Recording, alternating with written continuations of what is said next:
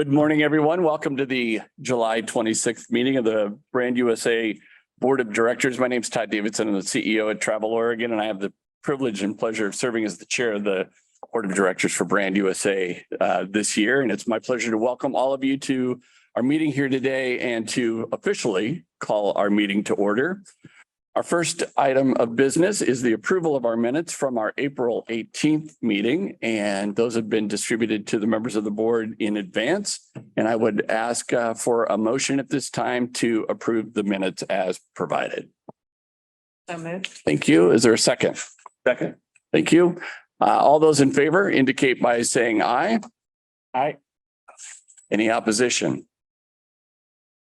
We'll acknowledge that at the onset of the meeting that we do have several members of the board that are here meeting together in person in Boston, and also several members of the board that are also joining us online. So we do have a quorum present. And with that, I'd like to turn this over to our CEO, Chris Thompson, for his report. Chris?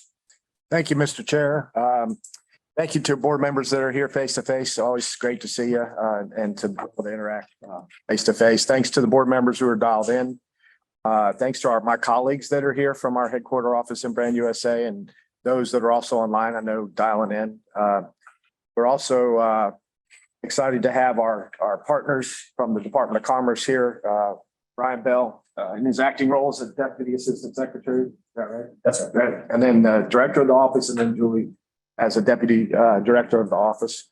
And then I'd say we also have Walt Leger here from New Orleans and Company, great partner, and maybe one of our first public guests that we've had. So he said if we're here. So excited to be here in Boston. Many know that we've aligned our board meetings with US Travel's meeting, knowing that at any one point in time, one or two or three of our 11 directors are also in dual capacity with them. And certainly our relationship with US Travel is critical. So good to be aligned there.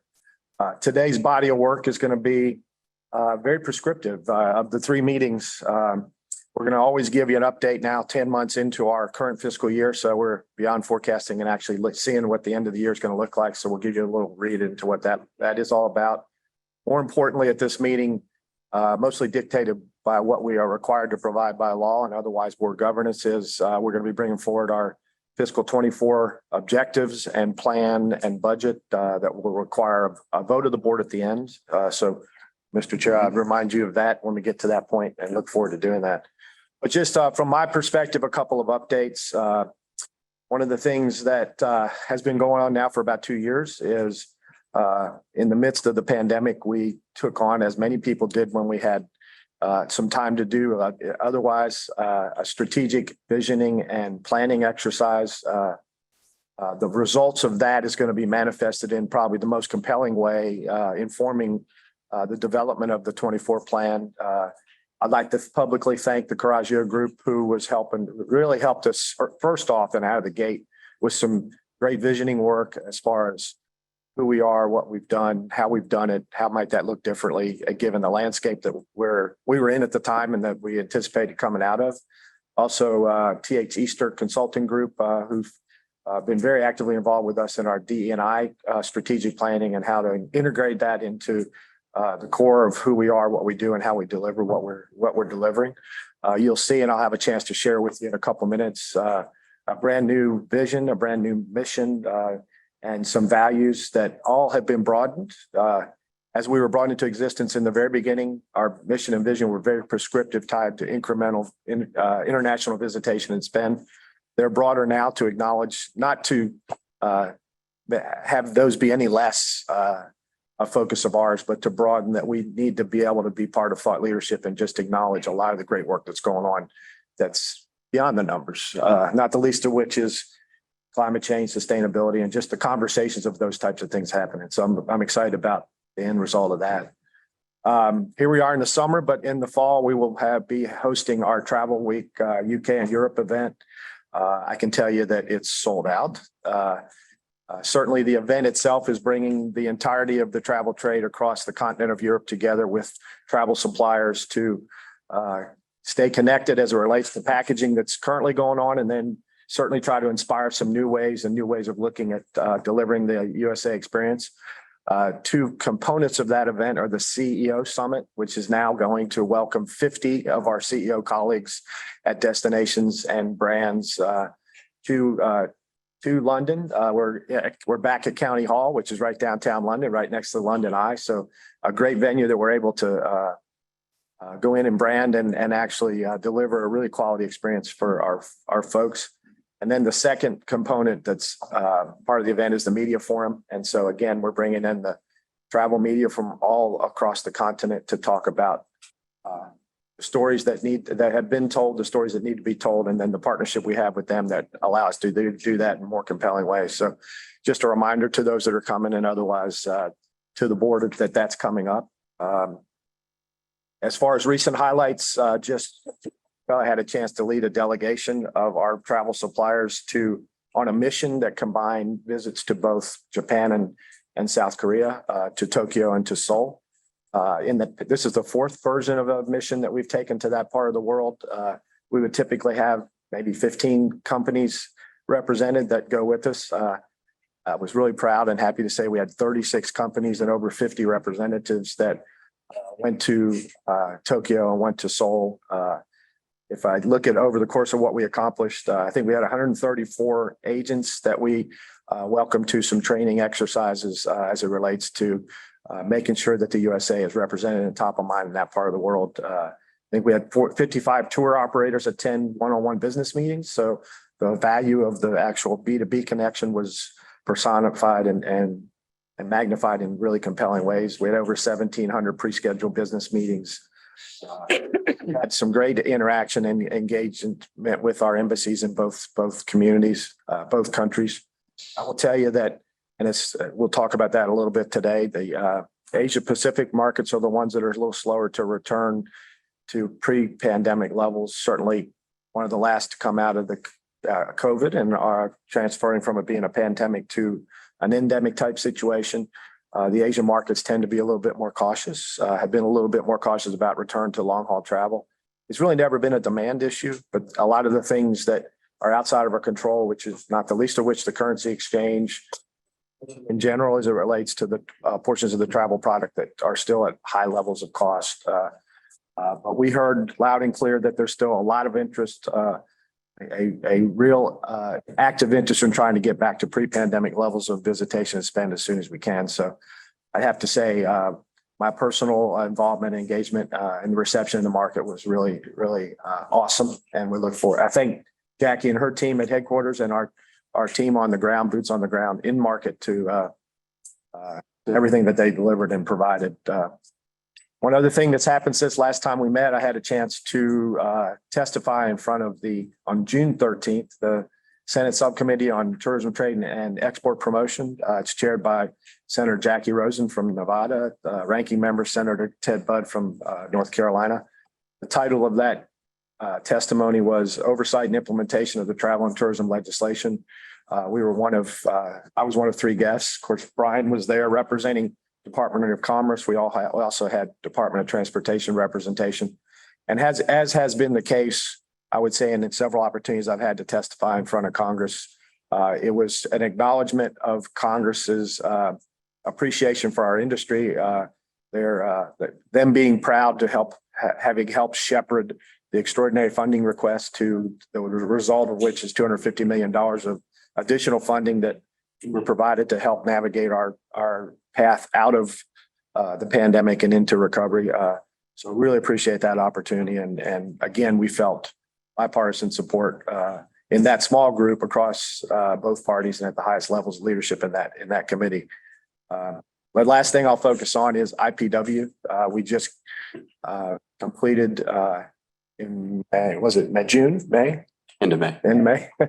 IPW 2023 in San Antonio. First time San Antonio has hosted the event. As is the case, anytime we take it to an event to a city that has a chance to host it for the first time, I have to say they knocked it out of the park. Although all the things you would expect to see, which have defined San Antonio as it relates to bringing their best forward, was delivered in an authentic and genuine way. The numbers, I think, and I guess we'll hear a report on that at the U.S. travel meeting here, I think approach near pre-pandemic levels of participation. Certainly that was probably a different mix across all the different countries that were there.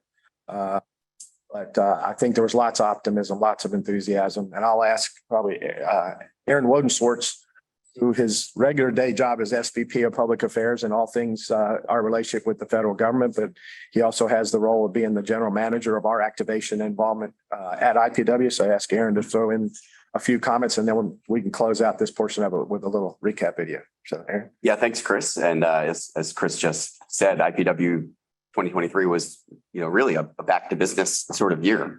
You'll see some stats in a few minutes, but the number of delegates from countries all over the world, the number of meetings that Brand USA had, that so many of our stakeholders in the industry had, were really back to normal business levels, I would say. A number of our key markets had record-setting delegations: Brazil, Mexico, Canada, and elsewhere, record-setting delegations.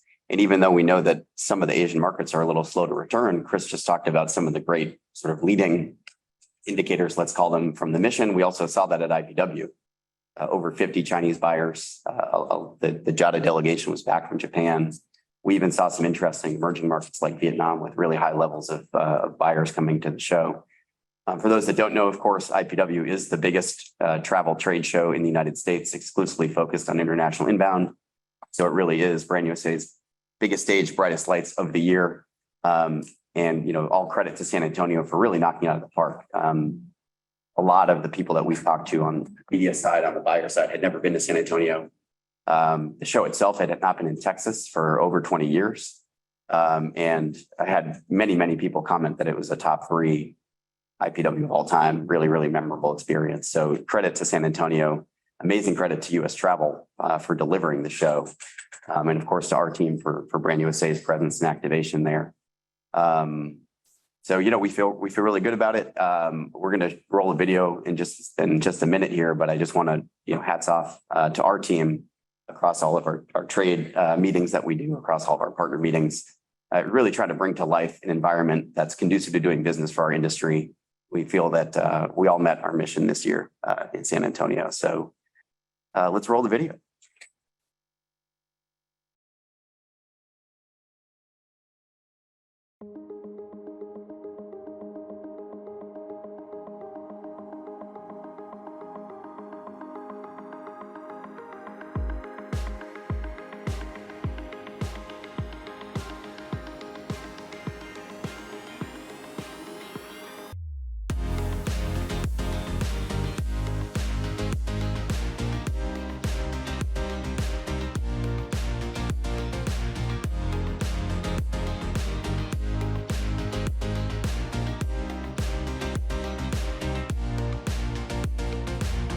Since 2020, Brand USA has been keeping the USA top of mind, and our research indicates that the USA is still the most aspirational destination in the world.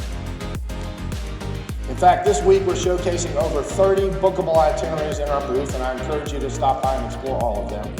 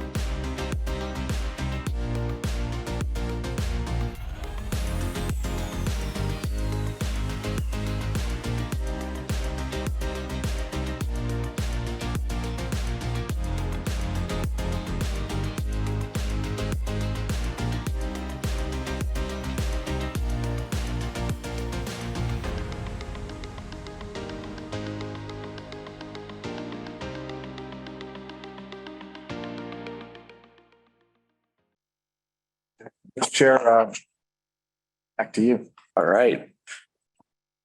So next up is our financial report. So Don, I will turn it over to you as Chris hands you the clicker to walk us through the financial update. Good morning to everyone.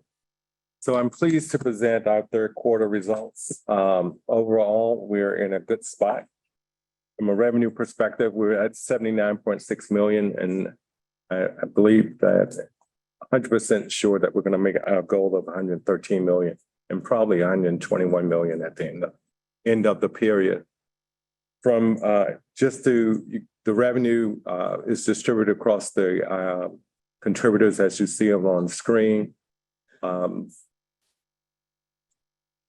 would say that it also represents, just to add some color, 99 contributors, 11 of which gave over 500K. From an expenditure perspective, we're tracking a little bit on the budget at the moment, and from a cash perspective, we're in a very strong position. From a travel promotion fund, we are on target to meet our $117 million goal. So overall, we're in a really great spot. We're expecting to end the year very strong at this point. Happy to answer any questions. Mr. Chair, I'll say a great big thank you to all of our partners online that are regular contributors to what we do. This year, we're going to have reached $55 million in cash contributions and over $62 million in in-kind contributions, which in the 11 years I've had a chance to be here, if it's not the biggest amount of contributions, it's certainly right up there as in the first or second largest levels of contribution. So appreciate it to the team. Great. Did board members have any questions for Don before moving on to the marketing report? If not, all right, move ahead. Chris, back to you, sir. Sir. And y'all Yep. have your clicker? Got it. All right. Okay. Good morning, everyone. Great to see everyone here today.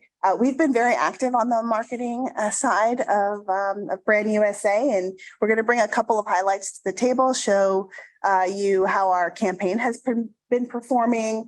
We did a little bit of research on the effectiveness of our Go USA TV channel. We've had some in-market events we want to highlight for you. Little update on our social media efforts and some highlights from our partner marketing team. So I'm going to pass it off to Susan, who's going to talk to our campaign that's in market right now. Right. Hi, everyone. My name is Susan Zacher. I'm the Senior Director of Integrated Marketing at Brand USA, and I'm going to walk you through our current campaign performance. So during our last board meeting back in March or April, we announced our new media agency, R&R Partner. We also shared creative from our new campaign, This Is Where It's At. And so before we dive into the performance that we've seen to date, I thought I would give us all a little bit of a refresher on our strategic approach as we're moving forward. So as a reminder, we have a new strategy that aligns our campaigns, our messaging, as well as our media tactics with the phases of the traveler journey. Currently, we are focused on the first 3 phases of that pre-trip journey. So for branding and inspiration, we're working to drive reach and really creating awareness, bringing the USA as a travel destination top of mind for our consumers. We're doing that with our newest campaign, This Is Where It's At. Taking a next step into the journey for education. Here we're focused on allowing consumers to dive deeper into what a potential trip to the USA could look like. Through our United Stories campaign, we are working to increase familiarity and raise the USA within the consideration set of potential travelers. And then finally, our last focus right now is on shopping. So we're working with travel endemic partners. We're also up-leveling our efforts in paid search, all with the hopes to increase intent through site visitation. And so we've only been live for just 1 quarter, so these are very much preliminary results, and we're still in a benchmarking phase and letting things settle in. But I would say to date, we're already seeing great results. I just wanted to share some of the successes and a couple of Brand USA firsts with you all. I think the first one to call out is that we have secured added value with our affinity partners. And in doing this, it's allowed us to expand our budgets and kind of push what we're able to do. We're able to turn the lights on in Japan, adding an 11th market to the mix. We've also been able to add new partners to the vendors that we're working with, specifically with Booking Holdings. Some Brand USA first to call out. For the first time, we have a competitive conquesting strategy that again is helping us to raise the USA in the consideration set of those travelers that we're trying to reach. From a consumer perspective, we now have an audience first programmatic strategy. We've launched our inaugural paid campaign on TikTok, a new platform for us, and I will share more updates on that in a few slides. And then, as I mentioned, Booking Holdings is a first for us, and we're really excited about this partnership. We see that there's a lot of value and potential opportunity there, so we're looking forward to exploring that further. This slide here shows our media performance across the 3 phases. As you can see, performance is well above the benchmarks we've set for ourselves, which is great. We have nearly 3 billion impressions, close to 500 million completed video views, and well over 3 million web conversions. Taking a look at branding and inspiration, I would say here our main takeaways are twofold. First, our creative with This Is Where It's At. We're seeing it's incredibly cost effective, which is always good. And the content itself is really sticky. So we're pleased with what we're seeing there. The second takeaway from this phase is around the social sentiment that we're seeing, particularly within our paid campaigns on social. In all transparency, it's not performing where we would expect it to be, especially when we're comparing it to previous campaigns, as well as creative that's running in the education layer. So the teams reacted really quickly. We've adjusted targeting parameters. We've swapped out creative in certain markets to help alleviate some of the negativity that we're seeing. But I think this exercise and kind of the performance that we're seeing here has really fueled some insights for us and kind of allowed us to generate some new hypotheses around kind of what we're seeing. And so the consumer team is working really closely with Rosina and the research team to try to dig deeper into this. We want to understand, is this just trolls on the internet being trolls and it's kind of typical social behavior that's par for the course? Or is it indicative of a larger brand perception opportunity that we need to be aware of so that we can understand it further and figure out how to optimize and adjust our creative messaging as we're moving forward? So we're really excited, I guess, for the opportunity to kind of dive in and understand the challenges that we are facing here. Moving on to education. Here, the performance, we're really being reminded of how strong of a campaign United Stories is for us. Our hero content, which is what's currently running, is mid-form content. It's 2 to 3 minutes. And I would say we are kind of blowing all of our benchmarks out of the water when it comes to cost per completed views. Consumption rates, completion rates are just really exceeding all of our expectations, which is fantastic. And then finally, for shopping, we're starting to see results of that competitive conquesting strategy that we just launched. This is allowing us to welcome more and more qualified traffic to our desired landing pages. So, like I said, this is just preliminary results. We're thrilled with the impact that we've seen so far. We're going to continue to closely monitor our performance, track how we're doing, understand optimizations, and we'll be sure to share any more learnings and insights with you all as we move along. With that, I'm going to pass it to Mark Lapidus, I believe. Yes, it's my turn. A lot of you know me from my side gig, actually hosting a podcast, but what I really do for a living is a Vice President of Product and Technology for Brand USA. And I'd like to talk to you today about a research study that we just conducted. I love hanging out with Rosina. I mean, that's one of the reasons I enjoy doing research. But the 2 things that always get me is research always provides one with a reality check of what's going on. And then it also kicks in curiosity. It makes you ask even more questions. And one of the things that we're always trying to measure with everything we do in media is the effectiveness on how it impacts the desire to travel, the intent to travel in the United States. And so in this study, the three questions that we were trying to ask are visitors who actually are the people or the viewers that are watching Go USA TV, are they more likely to watch?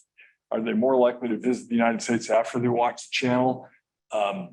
What drives people to watch the channel to begin with? And what about the channel makes viewers more likely to travel to the United States? So we conducted this survey in the spring. We had a nice sample size, almost 500, and it was a 3-minute online survey. And so there are three key takeaways from this survey that we conducted with Samsung TV Plus, which is one of the largest smart television platforms in the world.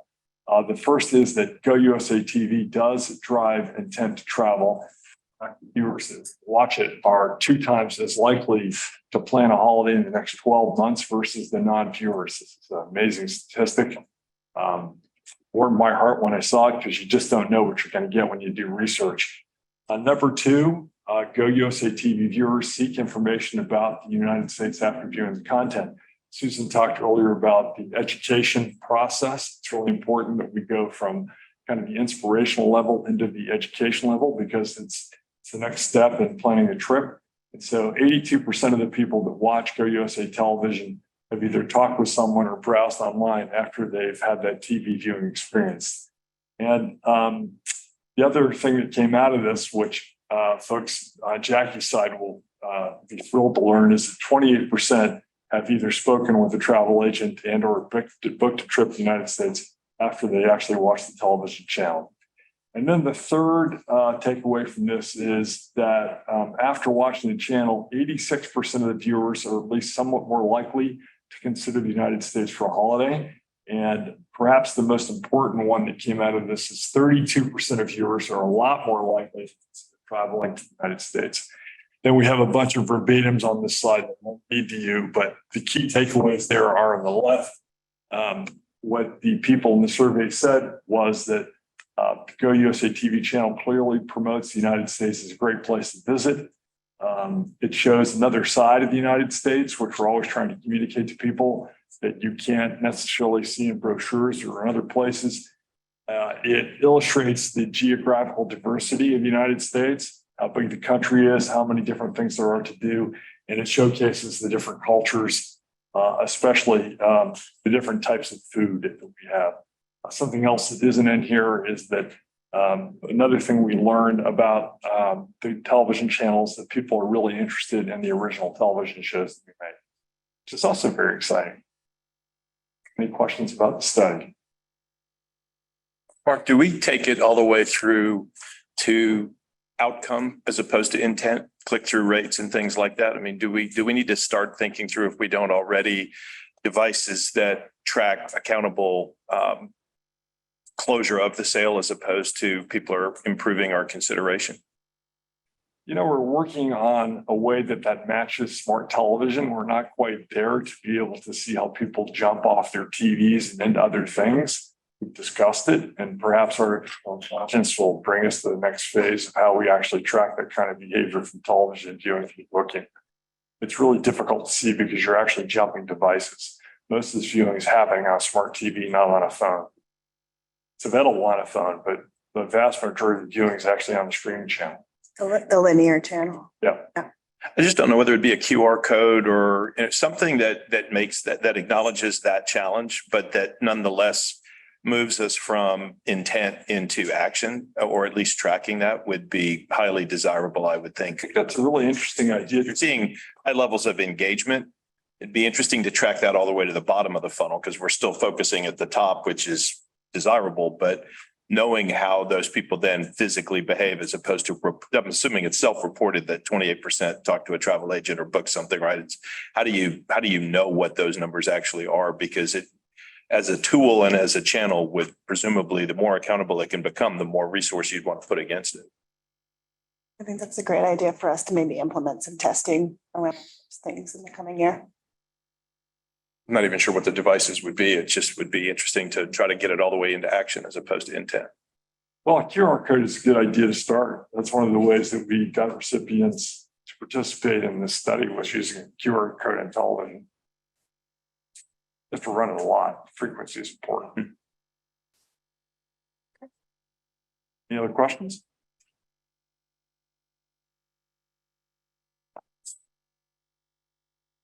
So turning it over to activations. Hi, I'm Jackie Ennis. I'm the VP for Global Trade.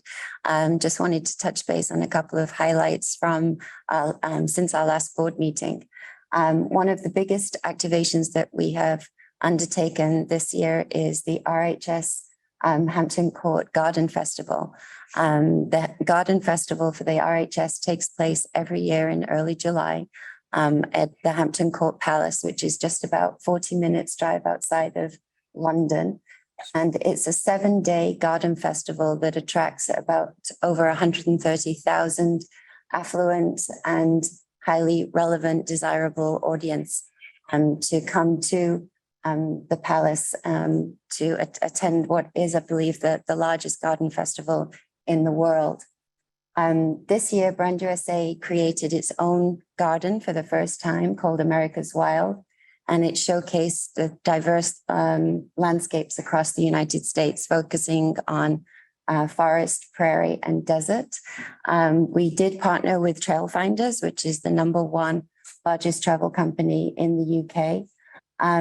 And it really, it was about the garden, but it wasn't about the garden. It's about inspiring an audience that is highly desirable to us, for them to consider the US as a travel destination, but also that has an appreciation for the outdoors, for an affinity for natural landscapes.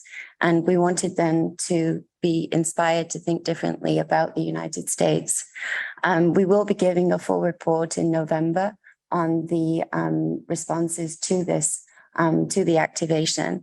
But please know it was leveraged into a fully integrated plan, which included trade and media events, a consumer campaign, social media, influencers, and also partnership.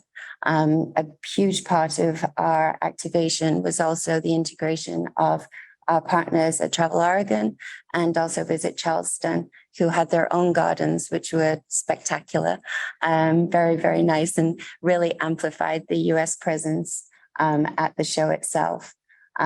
We also had great music from Austin. The Austin, Travel Austin sent 2 musicians over to London for the week. So we had great American music playing at the Garden Festival for the entire week as well. So as I said, it will be a full report in November, just showing, because it is a fairly unique integration of events. So, but it does demonstrate kind of the scope of what Brand USA is able to do in market.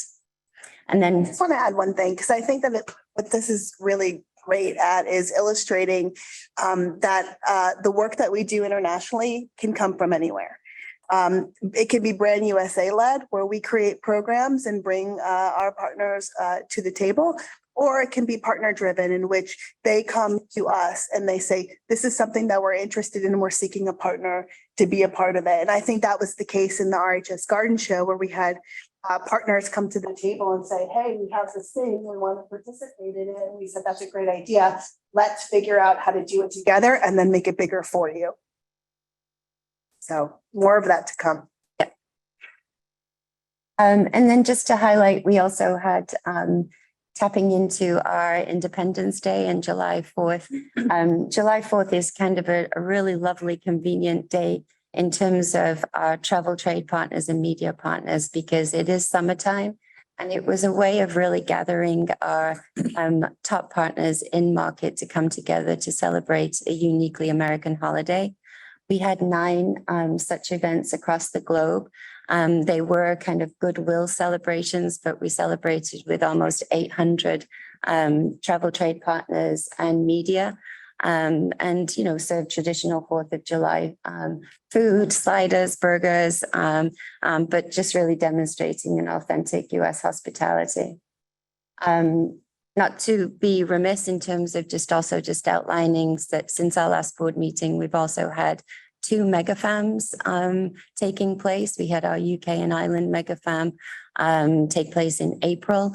Thank you to British Airways and American Airlines for providing the tickets for that megafam, and also Australia and New Zealand Mega Fam in June of this year, that was supported by Hawaiian Airlines.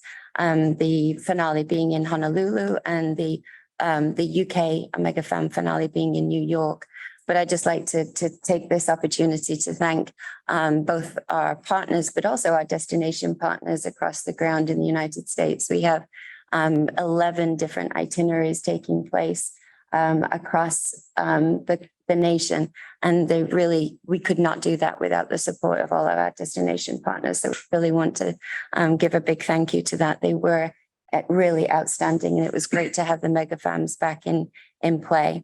We also had our first roadshow to Canada. We completed in April, 6-city roadshow through Canada, highlighting Into Nature's Wild, which was also greeted really favorably by the Canadian industry. We trained over 500 agents throughout Canada.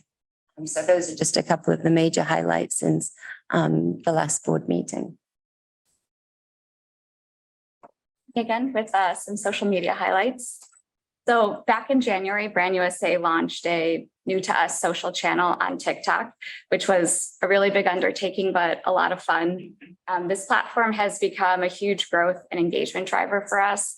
And we are really pleased with the results that we've seen in our initial launch, test, learn phase in the last 6 months. Our channel reaches 10 of our key markets.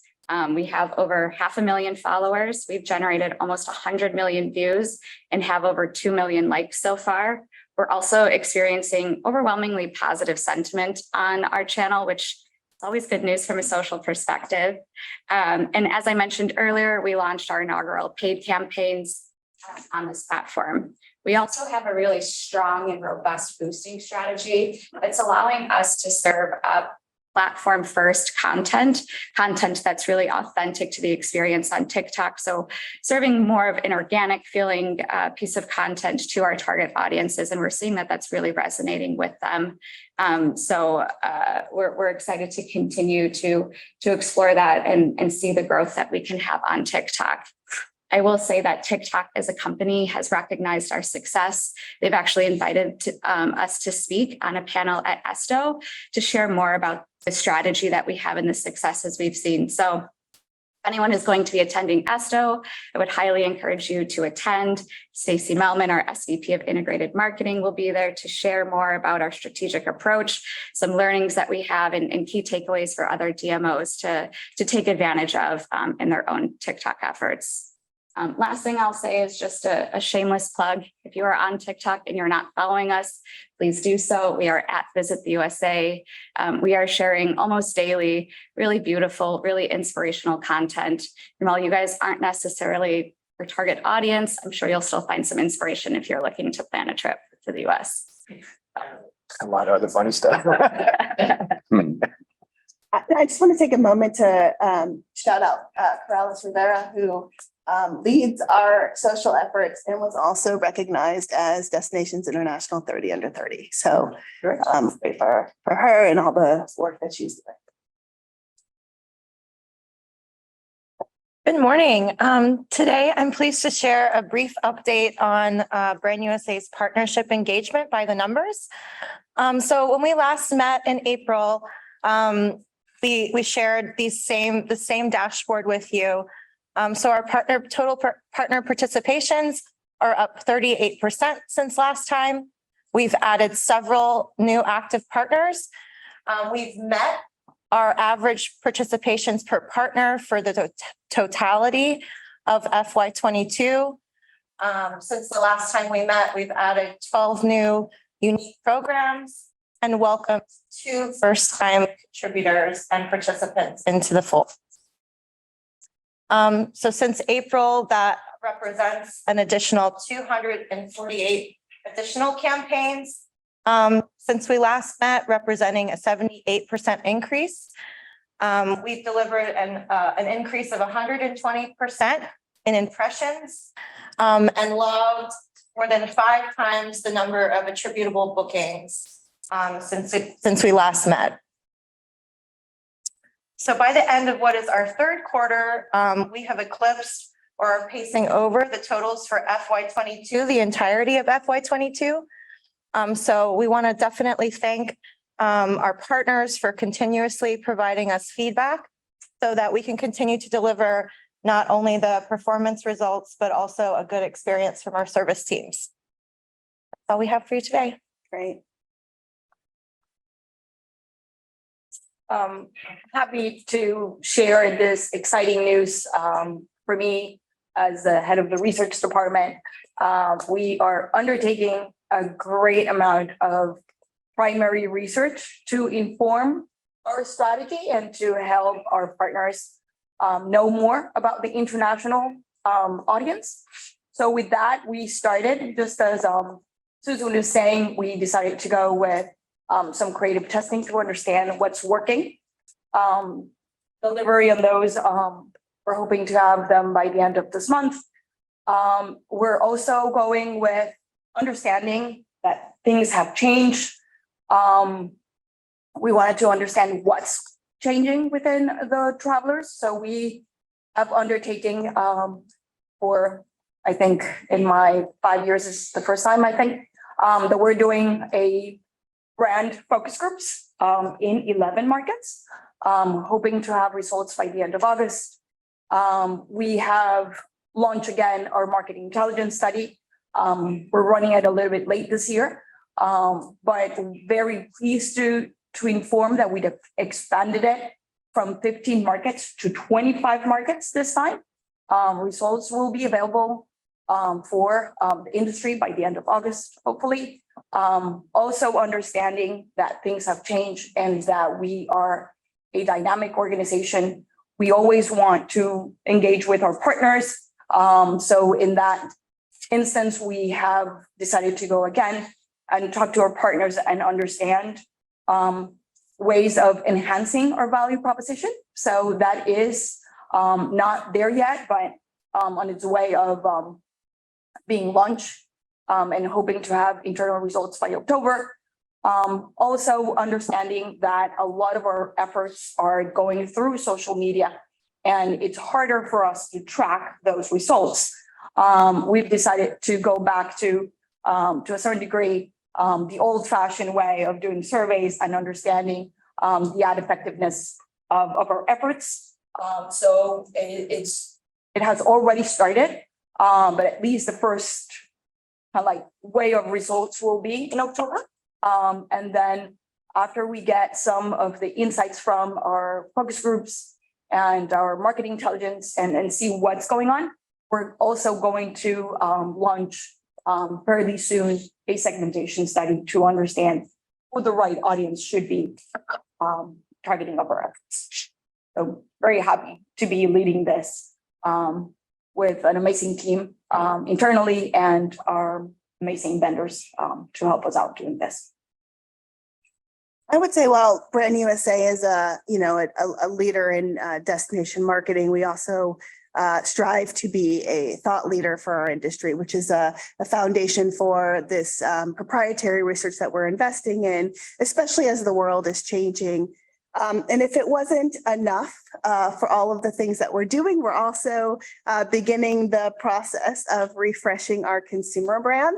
As we know, the world has changed and there was an influx of demand for travel coming out of the pandemic, but traveler behaviors have changed and what they want has changed. And, as Susan talked to, their perception or sentiment of the US may or may not have shifted. And that's why we're investing in a lot of this custom research as part of the brand refresh process and the research piece.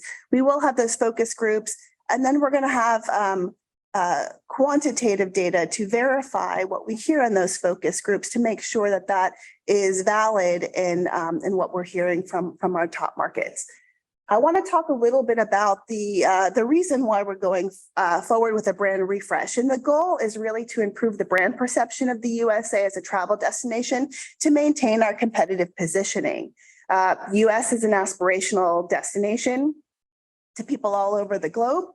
Many people know us for our iconic places. There's a lot of the US that is still unknown, and we want to make sure as marketers for the United States that they know about those unknown destinations. And we want to figure out what is the best competitive positioning for us for future long-term success, especially as our world and our traveler behavior changes. The effort that we're going through is about evolving the brand for the destination of the United States and not for Brand USA, the organization.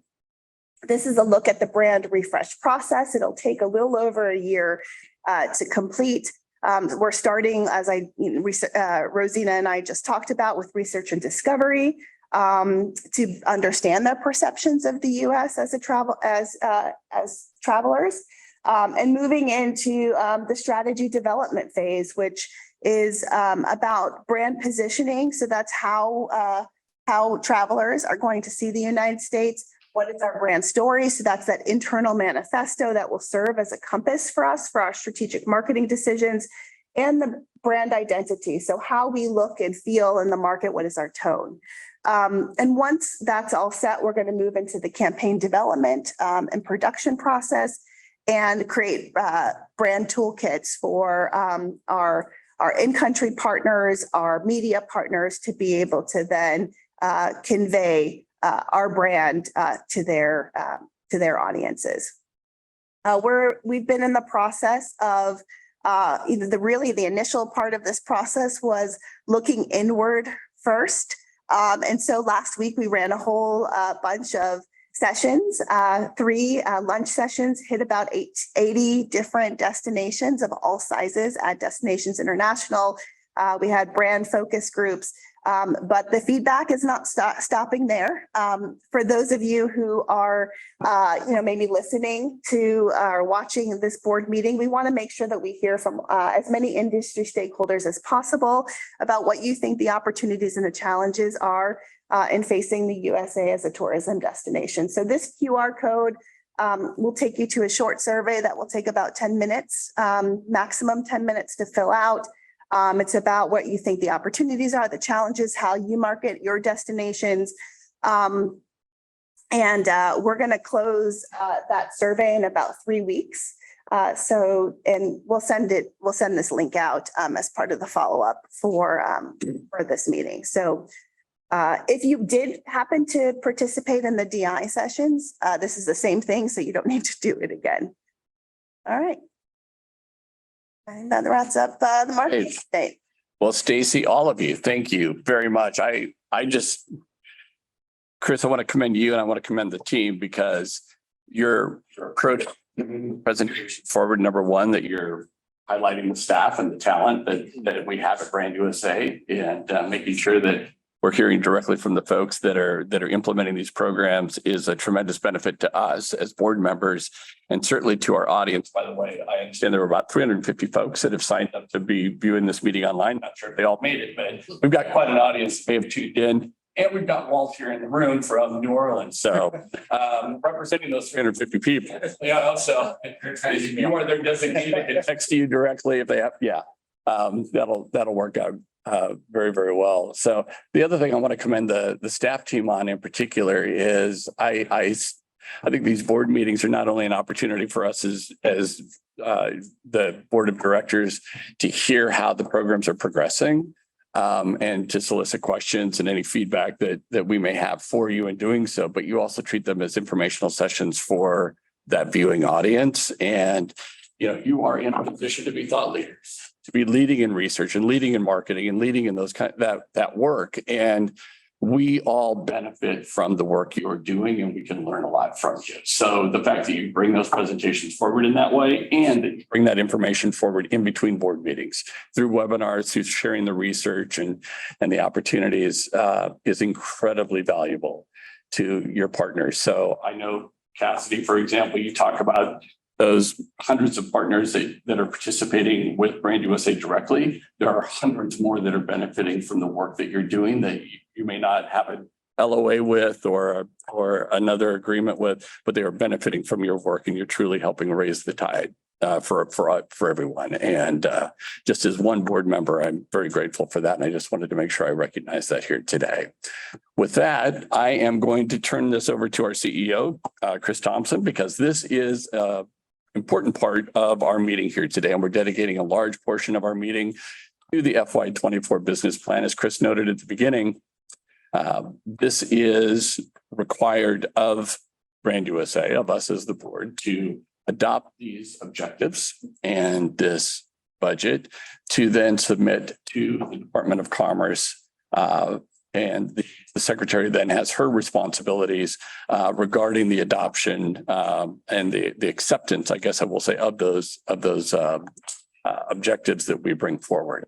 So to walk us through the process, which the board did have a chance to do a bit of a deeper dive on yesterday, but I'm looking for further engagement here today because there are some refinements that are going to be brought back and proposed for our consideration. I'll turn it over to you, Chris. Mr. Chair, thank you for your kind words about the team and the delivery of, as we said, the first part of the meeting, which is a look back on the 10 months of work that's in our 23 plan. But now we focus on looking forward, starting October 1st and what's our body of work going to look like. I'm going to kick it off and then hand it off to Aaron and Stacy to bring it forward. Coming off the work we did yesterday with refinements that we then ultimately need a vote of the board to approve the objectives, approve the budget framework, and then for us to be able to submit that to the Department of Commerce. But I'm going to kick it off and start by the way I started my comments in my CEO report. Over the last 2 years, we've engaged 2 outside vendors to walk us through strategic visioning, strategic planning. This is a simple one slide that is the culmination of that work. And as I said, prior to this exercise, our vision and mission were very prescriptive, tied to incremental international visitation and spend. We've broadened both our mission and our vision to acknowledge that though we might have little impact as a small company and as our nation's DMO on a lot of the larger issues, we needed to make sure that our mission or our vision allowed us to be able to contribute in thought leadership and then otherwise tell the story of all the great work and things that are being done beyond just the economic impact. So the end result is we exist through our vision to enrich lives by welcoming the world to travel to the U.S. Therefore, our mission is to create community prosperity through partnership, through leadership, and through travel inspiration. We deliver for the U.S. travel industry and the communities of the U.S., and we do it with the values that we have now quantified. And I have to say, this has been a very inclusive and engaged effort that's involved our team across all ways that we define our team. The 5 values that we're now aspiring to are accountability. We strive to be our best in and out of work to deliver results. Collaboration. We are stronger together when we come together. Courage. That we hold ourselves. I'm having a hard time reading it from here. We are bold. Okay. And inclusivity and partnership. So we've actually always held ourselves to pretty high values that were very similar to these, but now we've actually quantified them, gave them life. They're going to be part of what guides everything we do across every way that we do it. So again, a thank you to our outside agencies that helped us shepherd us through this process. The board was very involved and helped inform this as we're bringing it forward. And it is what has shaped a lot of what's going to be presented today as it relates to our 2024 plan moving forward. So with that, I'm going to hand it back to Aaron to walk us through objectives, a marketing plan that Stacy will bring forward, and then ultimately a budget that Don will bring forward that we need the board to approve today. Thank you, Chris. And I'll just say it's been a pleasure personally to be one of the participants in that process of continuing to evolve that sort of strategic framework of the organization. This is sort of the next generation of what has carried us until this point. And I think it's really clean, it's really clear. And to the broader point about why we exist and what it is that we're here to do. And it's really important, of course, for any business plan to be built on the foundation of clear articulation of who we are, what we do, and why we do it. And so we feel that it really all flows nicely from that strategic framework into our objectives. And ultimately, as my colleague Stacy will take us through in a minute, some of the sort of market targeting that we're going to be doing in 24, the specific strategies and tactics that will align to different phases of the traveler journey, and even some sort of timing about some of those programs against some of the markets. So as Todd mentioned just a minute ago, introducing this session, the reason we bring forward this business plan at the summer board meeting is that we do owe this document to the Department of Commerce by August 1st. And the document really is composed of the set of objectives that we're going to go through in a minute here, as well as a fuller marketing plan and then a budget that demonstrates how we'll finance the marketing strategies that will lead to accomplishing these objectives. The Secretary of Commerce actually approves these objectives in conjunction with state and DHS and really uses our summary budget and our marketing plan to sort of understand how we're going to accomplish these things. So for those folks that are dialed in, these are public documents. So you can go on our website, thebrandUSA.com. You can actually see the current year or any of the past 10 or 11 year business plans that we have on there, as well as our annual reports each year against the prior year business plan.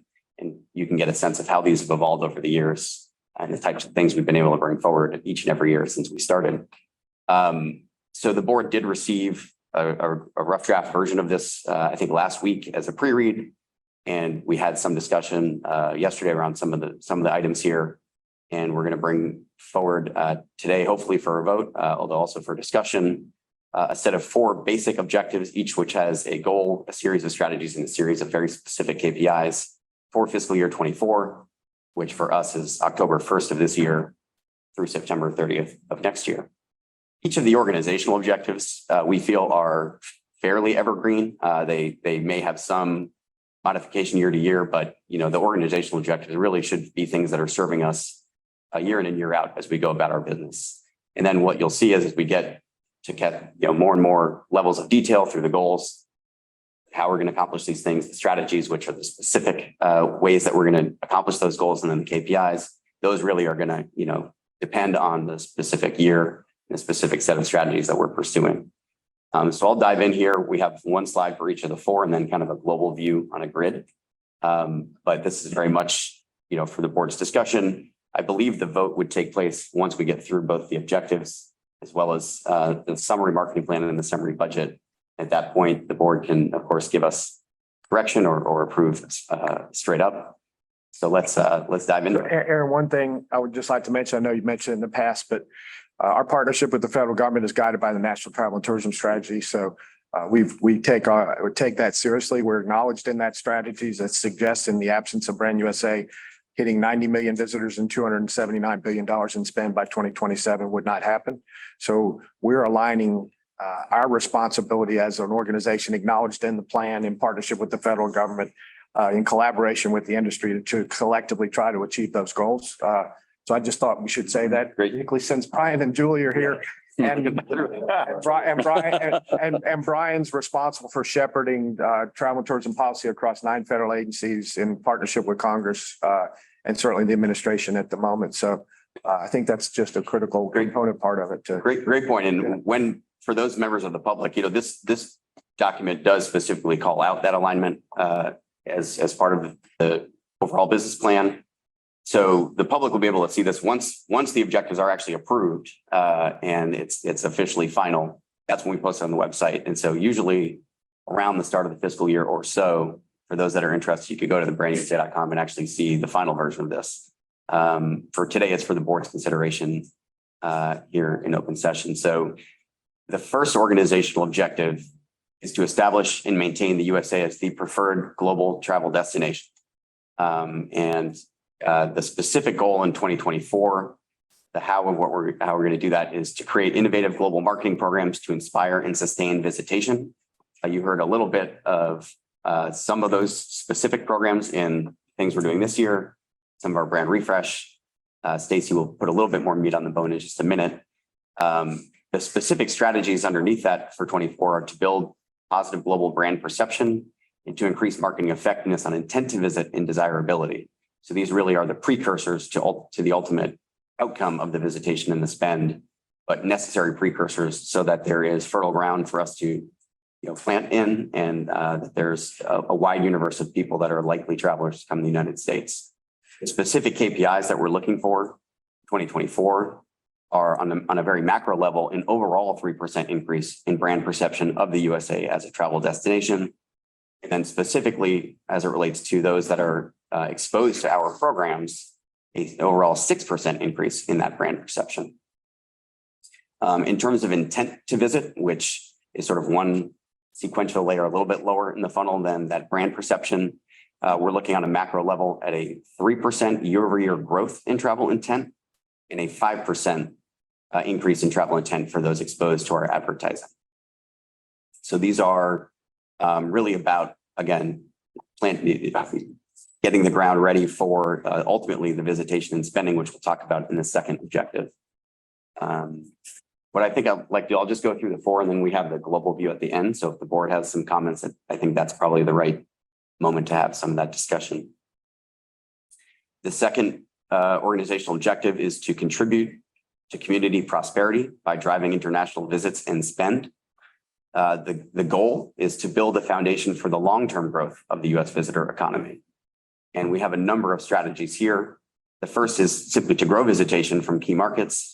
And the KPI against that, as you can see below, is an 18% year-over-year growth in international visitation from our core markets.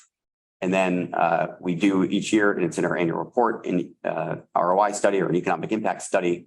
And we want to see, in terms of attributable increases, a 30% year-over-year increase for those that are attributable to our activities specifically. The second strategy, to increase visitor spending through growing frequency of visits, extending the length of stay, and or pursuing more affluent travelers. And there again, on a very macro level across the entire visitor economy, looking at a 17% year-over-year growth in visitor spending, and specifically attributable to us, a 35% year-over-year visitor spend attribution. So that would be over what our attribution will be for the current fiscal year. The third strategy is to drive traveler dispersal to destinations across and throughout the United States.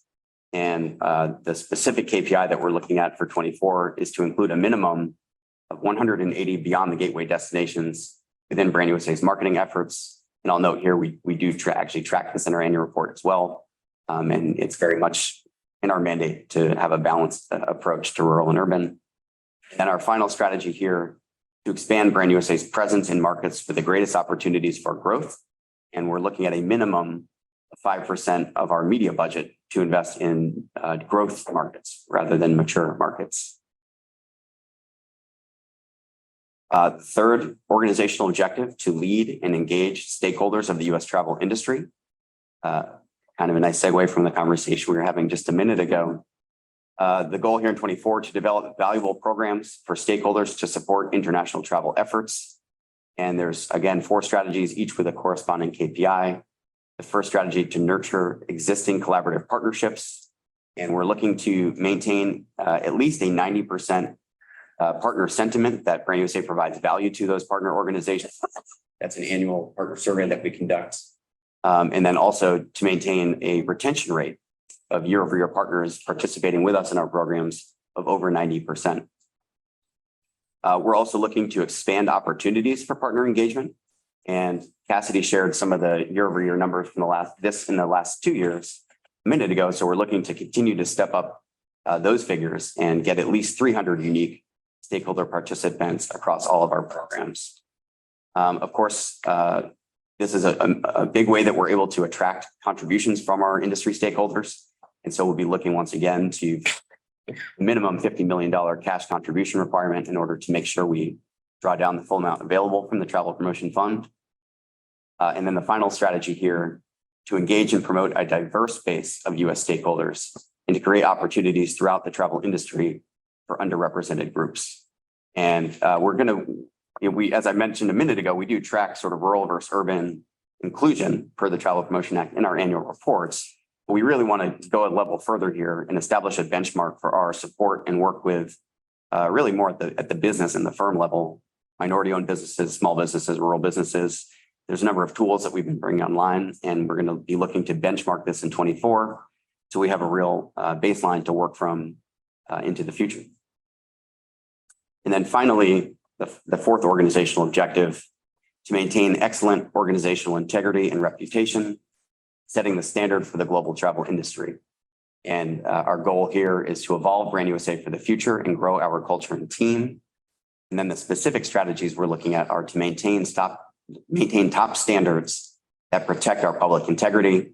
And the KPI for that is to achieve a 100% compliance and once again, a completely clean audit. The next strategy is to build positive awareness of Brand USA, the organization, within the global travel industry. And we're looking at a 10% increase in overall positive earned media impressions for Brand USA mentions in US and global travel, trade, and business publications. And then finally, we're looking to leverage our leadership position to promote thought leadership and action in diversity, equity, and inclusion within the travel industry. And during the closed meeting yesterday, which is closed for legal, financial, and personnel reasons, we did a deep dive on our new DE&I strategy and the various year one tactics that are going to be our accountability against that strategy. So this is the global view. It's a little bit to see here in the room. So having gone through those, I'd love to now open it up and see if the board has any commentary. We also are going to hear a little bit more from Stacy in a minute on some of the specifics, and then our CFO Don will take us through the financing of these objectives. But I'll pause here and see if board has any input or questions or anything like that. And Brian, if I could, I'll ask can we bring up the board members that are online so we have a chance to, if they have questions, or is that something you can monitor and let me know if you see a hand go up or something? That'd be great. Thank you, Brian. I appreciate that. So those board members that are participating online, if you do have a question or a comment, please raise your hand. Brian will let me know. And so I can be sure and call on you. Otherwise, we're going to have the PowerPoint up in the room. Board members, any comments, any reaction to what you've heard today versus what we heard yesterday? Well, I think it's an excellent summation and great refinements even from the discussion that we had yesterday. So thank you for that. A thought with regard to the KPIs and bringing even greater transparency. And there's a lot up on the slide already, but it might be of value to say the from to, because it's a 5% or a 10%. There's value in saying it's this in our year end 22 baseline. So a 6% equals what? So that you have total clarity with regard to the targets, because a 5% without understanding what the base is, it's numerically right, but it might not be as compelling from an organizational standpoint to get really clear on what does that require for us to hit those KPIs. But I think it's an excellent document and applaud the team's preparation of all that information. Appreciate that. Thank you. Other comments or questions? So for the 2023 KPIs, we would see that summary online. We look at the results as we set these targets and goals. So we're currently in Q4 of our fiscal 23. So the objectives that were approved by the board at our summer board meeting last year and then subsequently approved by the secretary are within that FY23 business plan, which is on the website. They are formatted and they are structured differently, I would say, than these ones we're bringing forward for 24. Okay. They very much reflected, I think, a world where we were still in more of a recovery mindset. This is a little bit more of a growth for the future mindset. It does sort of dovetail with Tim's point, though, which is that these year-over-year numbers do depend on what the FY23 outcomes are, and we, of course, don't know what those are yet. And so we have a good sense of what we believe the growth trajectory needs to be, and that's where a lot of these percentages come from. But we're not at the end of 23 yet, so we wouldn't actually have the baseline figures for a lot of those. But we do hope that these would be the sort of KPIs that we'd be bringing forward year in and year out now that we're beyond the pandemic and dug out of that. Yeah, I think what I would like to do is, look at the cadence in which we get access to some of the reporting, because some of it is our own proprietary data in which we issue, monthly surveys, understanding travel intent. Some were dependent on, visitation statistics from NTTO. So I want to look at kind of the cadence of which we're getting that, and then maybe touch base at the board meetings about the progress of where we are, what we, as those come in, where we were in 23. Did visitation tends to lag a little bit in the reporting, and so that might be something that is, not the most up-to-date number, but we might be able to report better on brand perceptions and travel intent and earned media impressions and things like that. So Yeah, I'm glad to hear you say that, Stacy, because I wrote down the word dashboard, just how do we monitor this throughout the year and pivot and adjust, because it is evolving quickly, and so we want to be able to capitalize on the opportunities. Something to reinforce that Aaron's already said, that any point in time at any meeting, we're always still looking back. We're talking about what are we doing now, and then we're looking forward. For the benefit of the new board members, we're required by law each May to deliver the annual report for the subsequent fiscal year. So our fiscal year will close September 30. We'll do a full accounting of the year. We'll do a full audit, financial audit that's delivered by the end of January. And then that annual report is the final piece to summarize how did we do in the prior fiscal year. So you'll see that document in draft form. You'll approve that. And then we're required to deliver it to Commerce, that then it's passed on to Congress by May of each year. So that'll be the cadence that you'll start seeing as you're involved in the process. Yeah, definitely understand the pivot that you're experiencing right now. I think we're all going through that.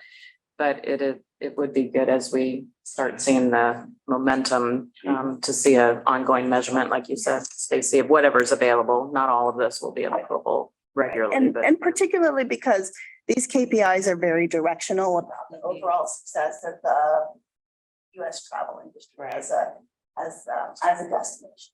And so when we look at these KPIs, we're going to feel good about hopefully the success. We're going to feel good about the work that we're doing as a nation, as a collective destination, and that will ultimately prove the results. And we'll just keep a pulse on it over the course of the year.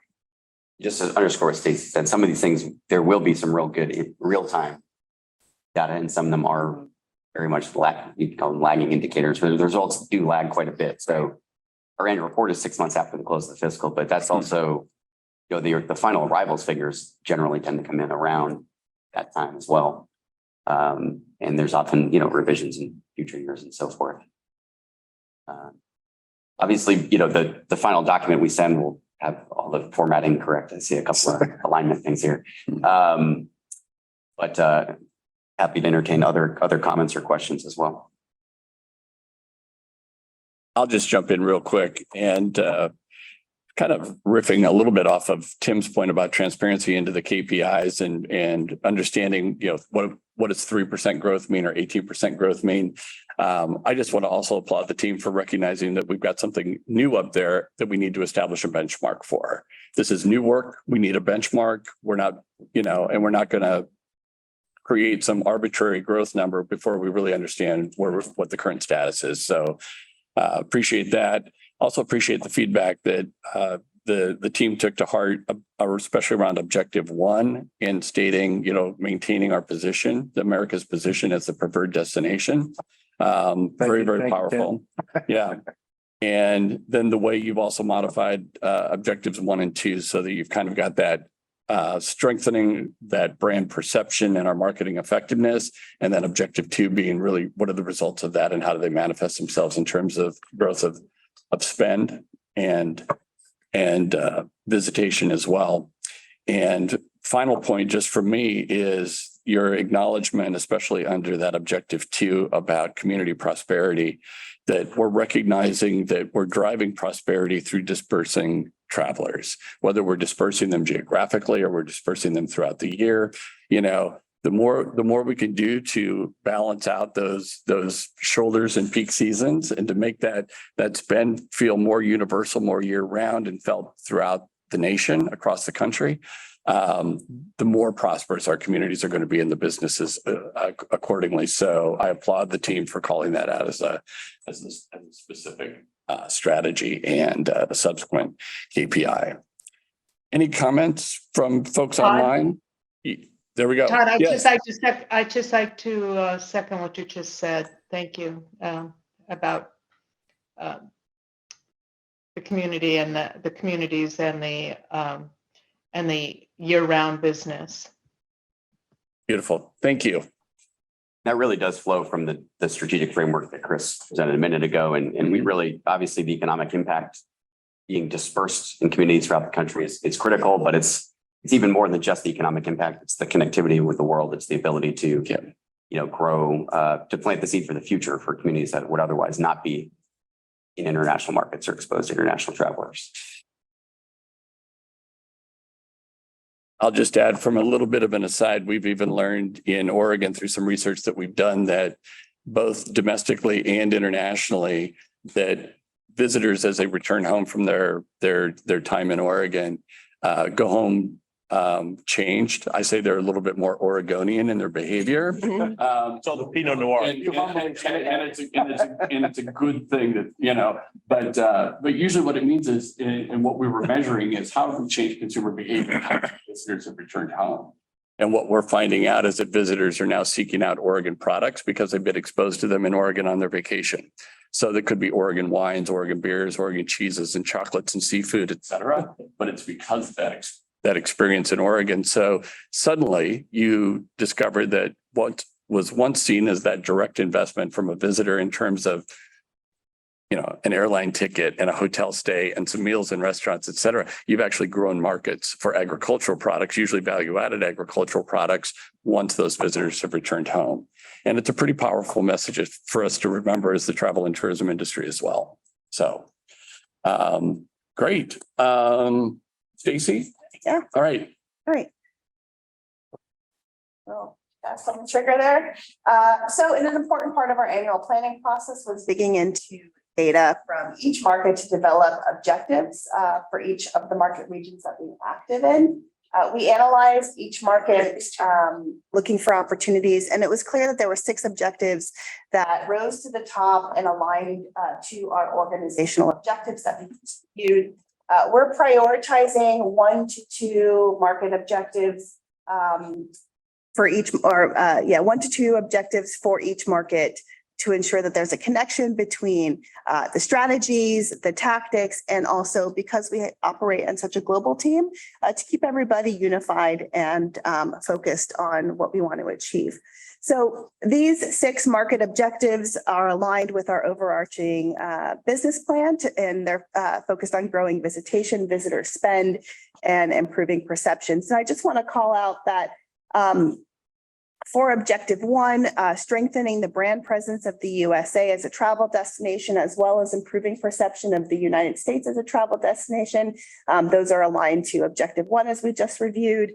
The other 4 market objectives are connected to objective 2. So to grow US market share, to disperse travelers to multiple destinations across the US, to increase traveler spend and increase visitation and frequency of visits. We worked with Tourism Economics again this year to develop a market scorecard to guide our market prioritization and resource allocation. That is the primary input as we entered into the annual planning process to determine where we should be looking to invest our resources. The tourism economic model looks at 32 indicators and aggregates them to a total market score. Those indicators are size of the market, potential for economic growth, ease of access, visitor yield potential, opportunities to increase travel from that market, any sort of political or economic risks, the feelings that travelers have within those countries about the US, and of course, the cost to be there and to market. This is a list of countries in which we plan to have varying levels of marketing activities. So this is 17 market regions. And we're going to be deploying a unique set of marketing tactics within each one of these market regions. And I do want to point out that while these are the markets that we have plans for the next fiscal year, because they provide the greatest opportunity to deliver visitors and spend, we're also going to be exploring the potential to drive visitation from emerging market regions. And that'll be something that we're digging into in the coming months and definitely throughout the next fiscal year. So as Susan spoke earlier about our This Is Where It's At campaign and the new strategy that we have to align elements of the campaign to the traveler journey, we took that and said, you know what, Brand USA does a lot of work across the different phases within the traveler journey. And so we feel that in order to put the US in the best competitive position, we wanted to align all of our marketing efforts to the pre-travel phases of the traveler journey, which are really the branding, inspiration, education, and shopping and booking phases. Obviously, visitation and as Todd was just talking about, that reliving of the experience and the sharing are really important for that full cycle of the traveler journey. We have the most influence over those first 4 phases. As I just said, we take a very market-specific strategic approach for the messaging and activities that we do within each country.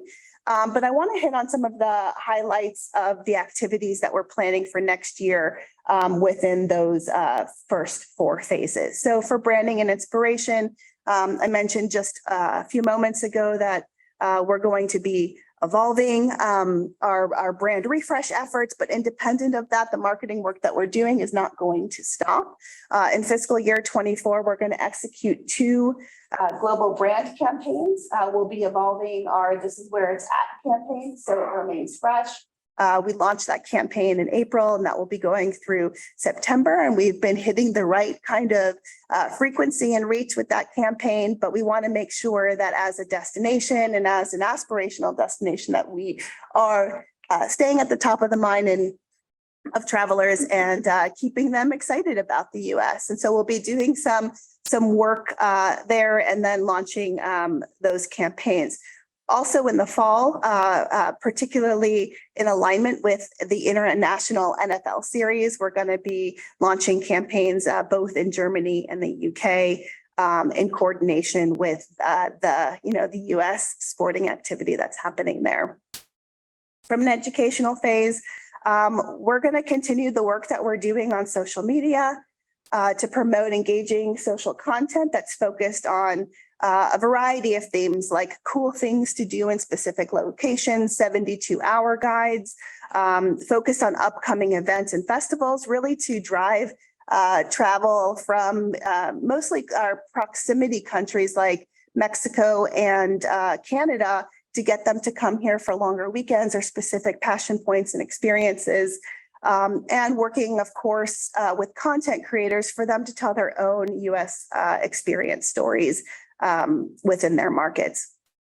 We are going to be expanding our efforts in content marketing and developing marketing partnerships with publications and market and continuing to create our own content for distribution on social and on our website.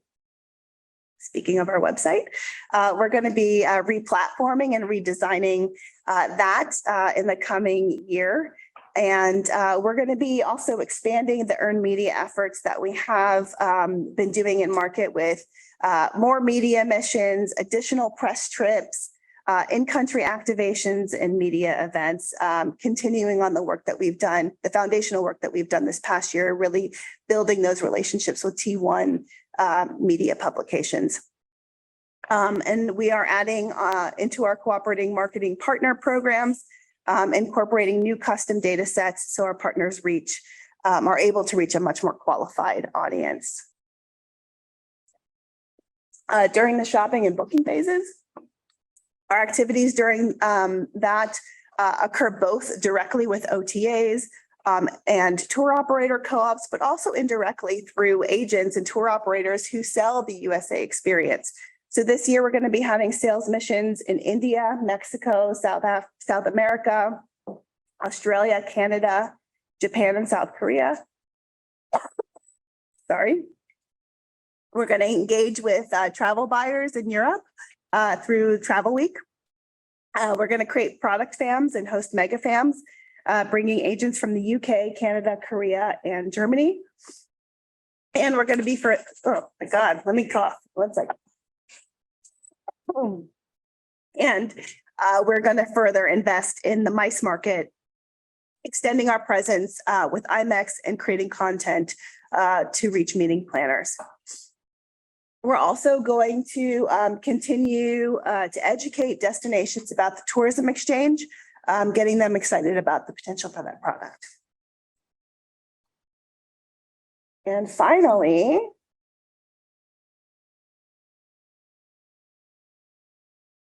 this is a 12-month view of key activities that we have in market, like co-op, consumer marketing, trade missions.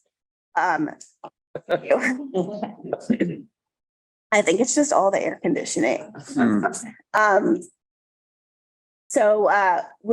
This includes co-op activities, consumer campaigns, trade missions, and mega FAMs across our 11 core markets. This lays on top of the always-on marketing efforts that we do with PR, social content, SEM, and our Go USA TV program. Of course, we always want to have a solid presence in our core markets the majority of the year. But there are certain months where the market shut down, and so we are tending to be a little bit lighter there too.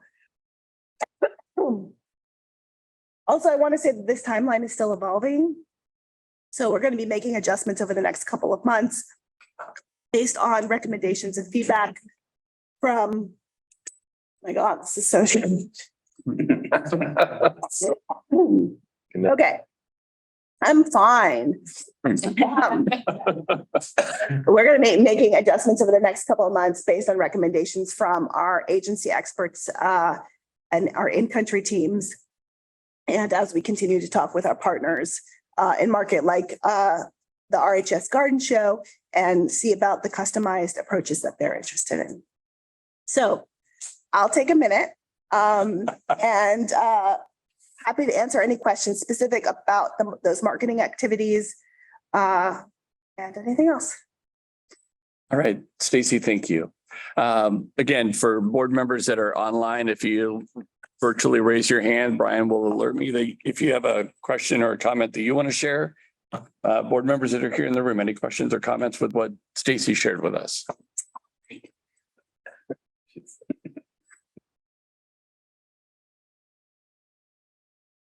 Right? No questions. Okay. Maybe they didn't want to push it any further. Don't hesitate. He wants to pass. I'm gonna say, well played, Stacy. I mean, I'd offer a comment and not one you need to respond to. I think people would be gratified to know the methodical way in which Brand USA goes about the shepherding of the resources that are earned through either the government partnership or direct fundraising or partners and everything else. Because I think it's actually quite impressive about all the different factors that you guys take into consideration to lead to the budgets that you have and the way those resources are allocated, where they're going to generate the greatest return. So not a question more than I guess a comment. Yeah, well, we spoke a little bit to the work that we do with tourism economics, that all those indicators that are a market score. And then we apply on top of that the consumer data and the research that we have and had a full integrated team planning process that lasted over about 3 months. It's a lot of progress. So just adding to Tim's comments, it's excellent just how you guys are really aligning the organization, global organization across all these metrics, but then into specifics and KPIs, holding yourselves accountable. So really living through those values that you set up front. Makes Don's presentation that much easier coming up. Okay. Mr. Chair, I really appreciate comments as much as questions because very proud of the team, very, very proud of the process that goes into big world out there with lots of opportunity. How do you prioritize and otherwise do it in a efficient and effective way? So this has evolved over many years with lots of people contributing, but I couldn't be any more proud as the CEO with the body of work that we forward on regularly in a given year. And then what we bring forward each year, it gets better and better every year.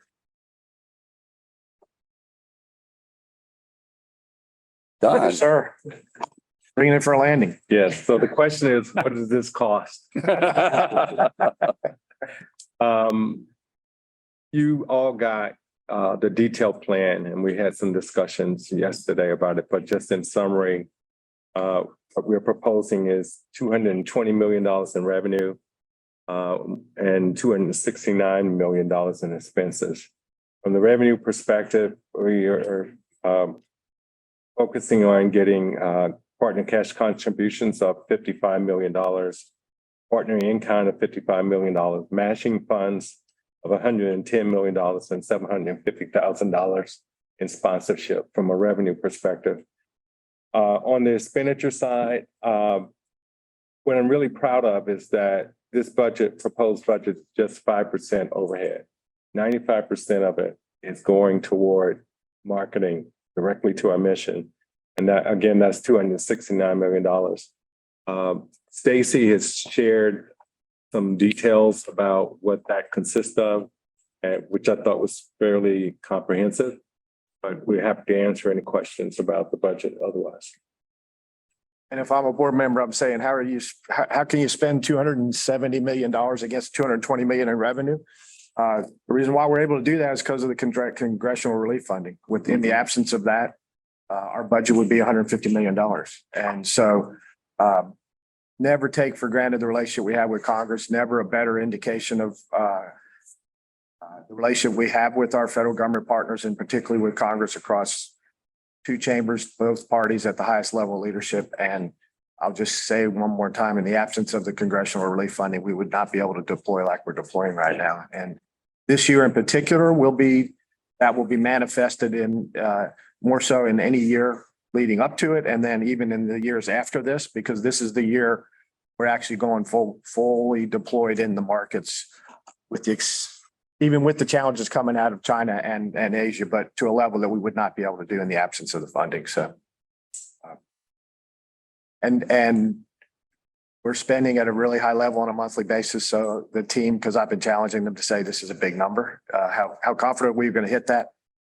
They said, don't worry, we got it. So we're looking forward to the next year. It's going to be really fun, really exciting. Just to add on top of that, we're spending our proposed budget for next year. About 67% of the budget is going towards media. And that is, as said, Chris, above Brand USA's annual budget. Yeah, just what we're investing straight in media, straight to consumer is more than our normal regular. So we've never been able to do that in market across all the different ways we can do that. So.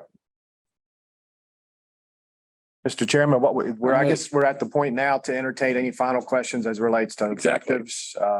Any specifics as relates to the marketing plan that's going to rise to those objectives, and then anything related to the budget.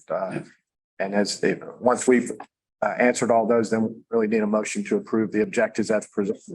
And the budget framework is presented. All right. Yeah. Thanks, Chris.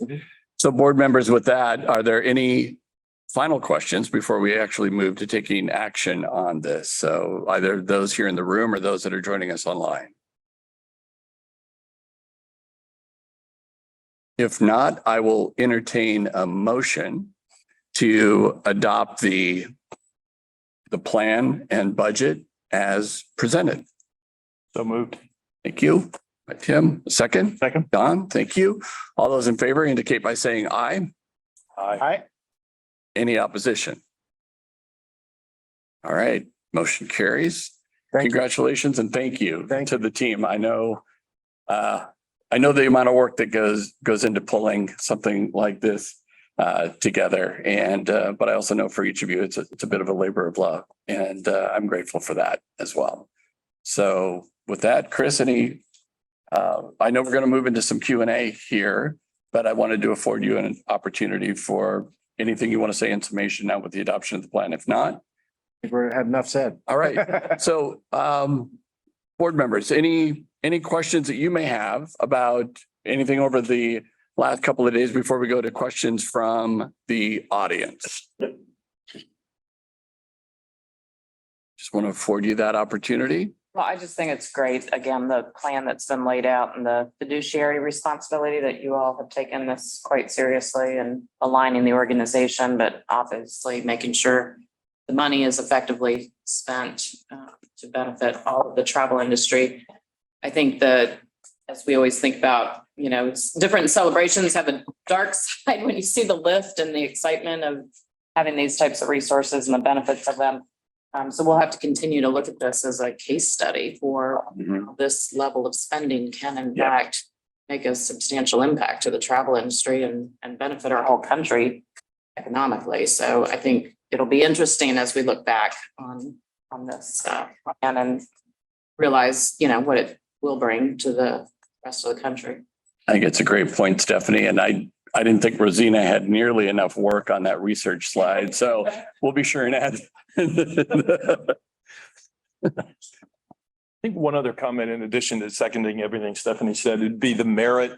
And I know the dynamics of what we do make this difficult, but a multi-year strategic plan, right? We're at 50, we're clear that we need to get to 90.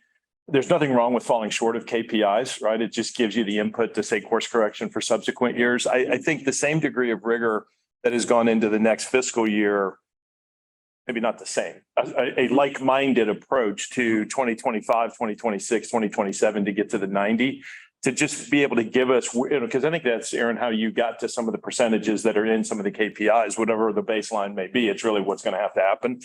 There's just value in a multi-year thought process. And to Stephanie's point, that might be beneficial to take this as a case study to say, hey, in years in which we've got adequate resources to have a competitive share of voice on a global basis, we're getting these types of returns. In years in which those resources may not be there, we're getting these. And that reality is going to be beneficial in subsequent cases to either the source of those funds or however we go about managing them. That's a, Excellent point. yeah. Thank you, Tim. All right. Why don't we go to any questions that we have from We do have the viewing audience? and by the way, board members, feel free to chime in if new questions occur here, but we do have a couple from the public so far that I will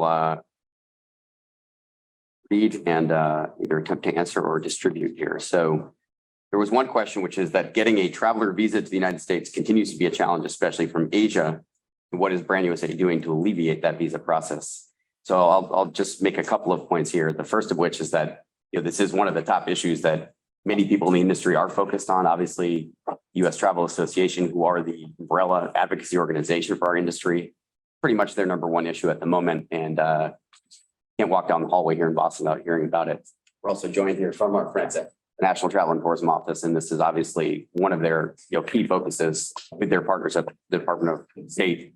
Brand USA's role is to market, and we're not involved in the communicate travel policy, but we're not involved in advocating for policy by law.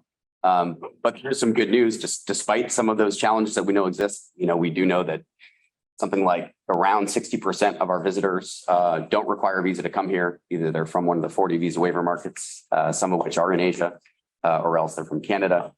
We're heartened that the other markets that round out the top 20 source markets are 10-year visa validity markets. And so we believe that there's a lot of people with valid multi-year visas already. And of course, we do try to make the point to people that have expiring or recently within the last 4 years expired visas that they be eligible for an interview waiver, or likely eligible for an interview waiver to renew that visa. So there's some silver linings, but obviously this is still a major challenge to growing the visitor economy and something that the industry is really focused on. There was also a question from that same questioner about tracking visitation on a monthly basis and using that as a measurement and a KPI. And that, some of the KPIs on social and digital really are tailored to those campaigns. I think the best way and I'll turn it over in a minute to my colleagues in marketing if they'd like to add, but I think the best way to understand the connective tissue between some of the specific, digital programs and campaigns and the ultimate macroeconomic outcomes is to take a look at our annual economic impact study, which does show the methodology of how those numbers relate to each other. Those are available on the brandusa.com as well. But if any of my colleagues would like to add on that. I'll jump in. So the organizational objectives, the strategic plan, our business plan for fiscal year 24 that we put forth today is a very high level plan for the organization. As we talked about for objective 1 and 1 and 2, which is really around improving brand perception and travel intent. That is the ethos of the marketing programs that we have. And then if you dig deeper down into the specifics of that, to the degree that Susan was talking about earlier, I guess I should talk to this person. We have very specific KPIs and benchmarks for each of the campaigns that we do. And so we're looking at engagement. We're looking at cost inefficiencies of our media spend. We're looking at, the completed views and impressions and all of those things that marketers that we do look at at those in terms of, is this effort effective? Is it being effective? But then ultimately, for the plan that we just put forth, all of those things should be moving the needle in terms of travel intent, desirability, and brand perception. And that's kind of how it's connected throughout. Wonderful. There's another question that Stacey, I'll toss to you, which is, how do you determine which states and cities in the USA are promoted in the marketing programs? Through a variety of factors.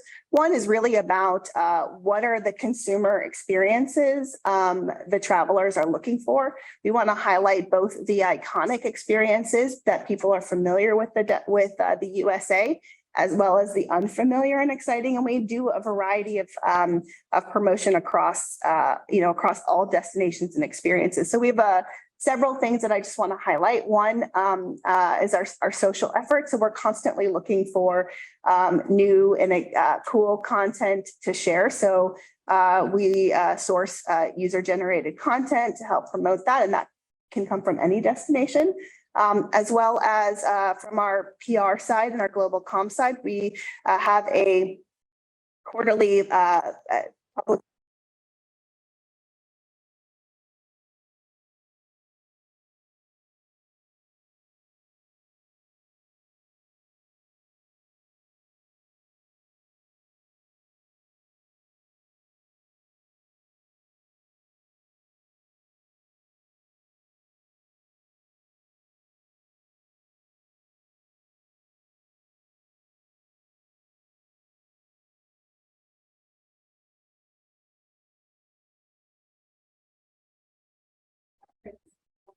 right now. We featured 63 different destinations as part of that effort.